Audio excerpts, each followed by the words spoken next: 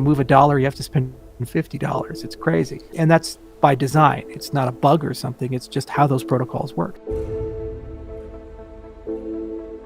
Because it's not going to work. You'll get to a certain point like Bitcoin where it's impossible to evolve behind a certain point.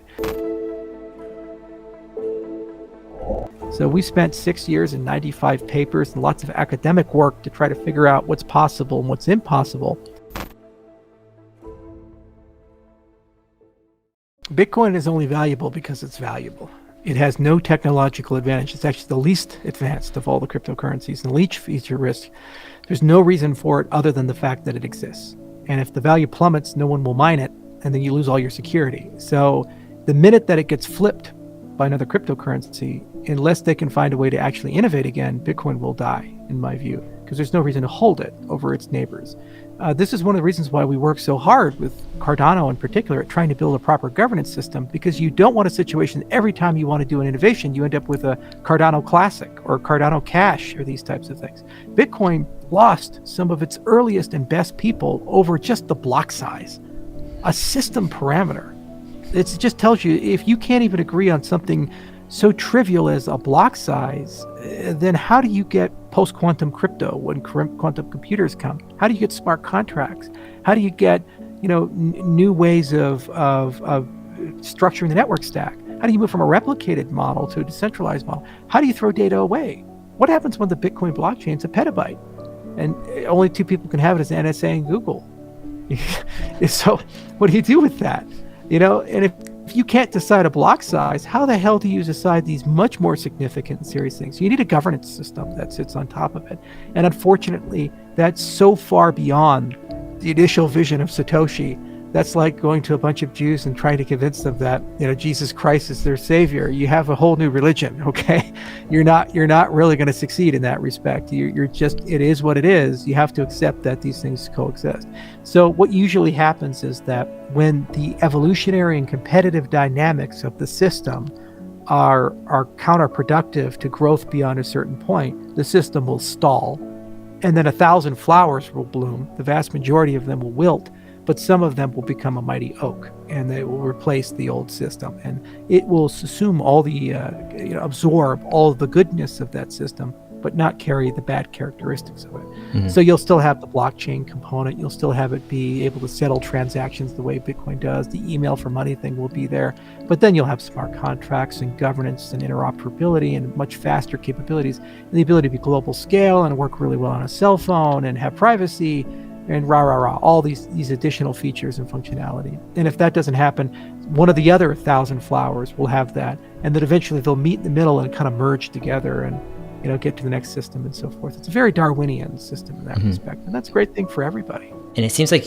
part of your focus is you really are trying to make something scalable, something that isn't limited by poor governance or by poor structure or by a poor system. You're really trying to make a blockchain for the future, something that really can be everything that a blockchain should be. Where is that coming from? And is that perhaps what separates Cardano from other cryptos? Yeah, the mission was always, how do we get economic identity to the billions of people who don't have it? Well, you build them a financial operating system that can handle their identity, their value, and give them a governance stack. So you don't need central actors to run everything. So when you actually follow that through logically, you say, well, hang on a second here. I have to build a system with billions of users, but no Microsoft or Apple or Google. Holy moly, that's hard. So we said, well, the first thing we have to solve is this idea that you bring more than you take.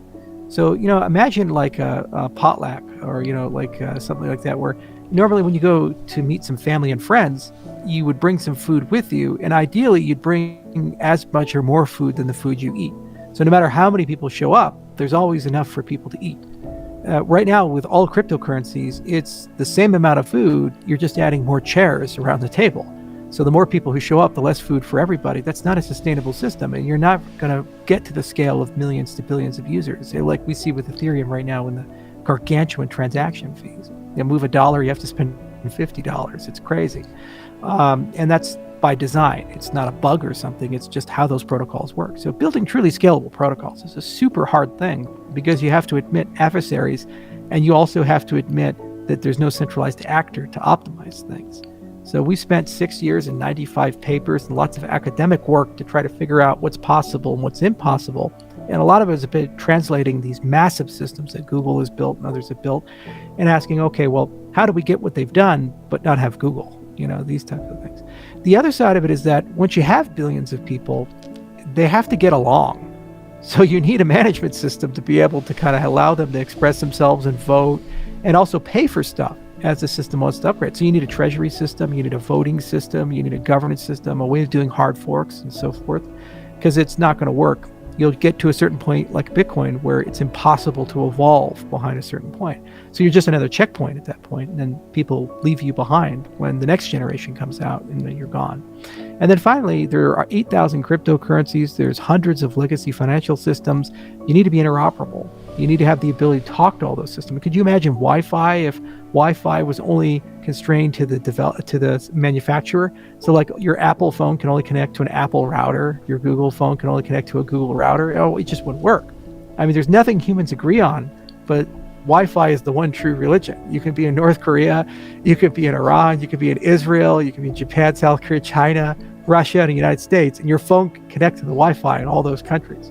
It's truly extraordinary when you think about that geopolitically, that's the one true faith of humanity, that and Bluetooth that we've gotten.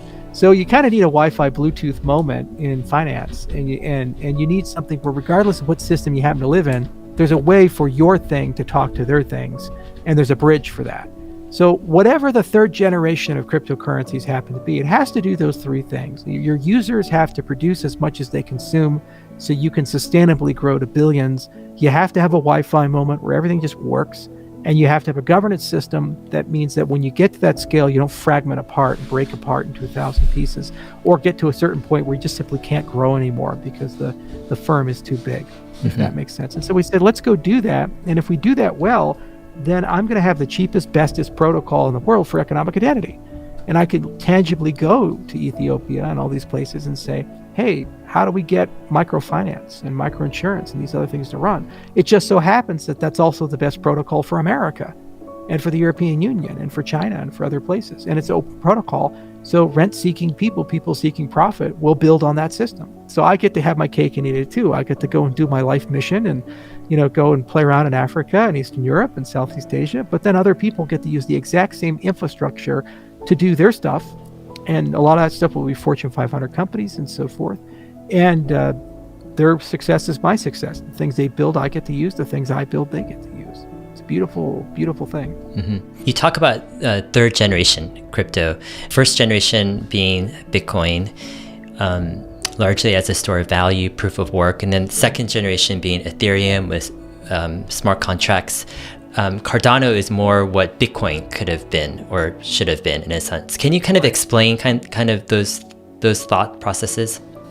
Yeah, so first with Polkadot, had Gavin Wood stayed as CTO of Ethereum, then they probably would have upgraded ETH to ETH2 as ETH2 at Polkadot, and that would have been like a generation 2.5. It wasn't quite as ambitious as ETH2, but it runs. It's actually quite a very practical system, and there's a lot of magic to it. And it does a lot for their ecosystem. So if that alone would give them another 2-3 years to kind of think around and say, how do we get to the next level? Now, the thing about Cardano was that we didn't have the luxury of even Ethereum because it hadn't launched when we started working on Cardano. They were just starting to get there. They had some test nets. And I had the original vision of Ethereum from when I was CEO there. And so I had kind of that to start with. But we started from first principles, and we started from all the way back to distributed systems stuff in the 1980s, and we kind of worked our way forward. So we wrote a paper defining what is a blockchain. It's called the GKL model. It's one of the most cited papers in the cryptocurrency space, over 900 citations, and it just defines here's what a secure ledger is. And then we looked at a lot of things like the accounting model of Ethereum versus the accounting model of Bitcoin.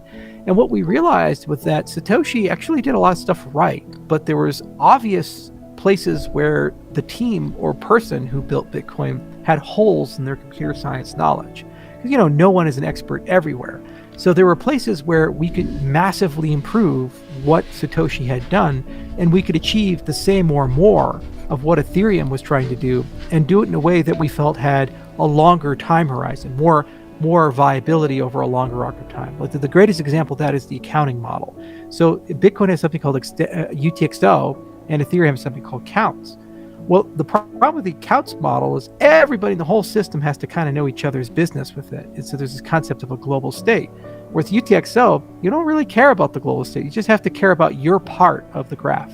And then that, as long as you have that, you're okay. So if you're talking about sharding, talking about going from replicated to distributed, that's a much more graceful system to distribute. The problem with UTXO is it's not built for smart contracts. So we said, well, could we extend UTXO to have smart contracts? And we thought about it. Blockstream thought about it with a project called Simplicity, and then some Italian researchers created something called BitML. And so there was really a lot of good ideas, and we formalized the whole thing 2 years ago with the extended UTXO paper that we published and submitted to, I think it was ICFP. So that alone meant that we could take what Bitcoin had achieved and then suddenly have smart contracts with it, and suddenly have a lot more security properties, better way of figuring out resource costs, easier time sharding. And actually we have some hard data on the comparison of these two things.